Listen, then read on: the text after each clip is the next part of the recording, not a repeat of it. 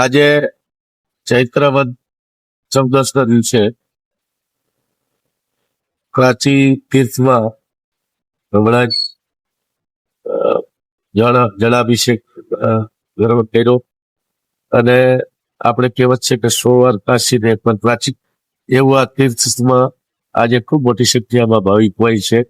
પિતૃ કાર્ય માટે અહીંયા અનેક યજ્ઞોનો કાર્ય પણ અત્યારે ચાલુ છે.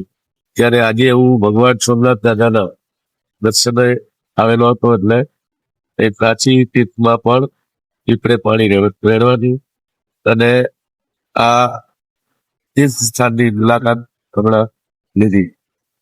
ખાસ કરીને તો મુરુભાઈ, દરેકે 100 વાર કાશી, એકવાર પ્રાચી એટલું જયારે મહત્વ છે ત્યારે દરેક વ્યક્તિએ પ્રાચી તીર્થ સ્થળની મુલાકાત લેવી જોઈએ.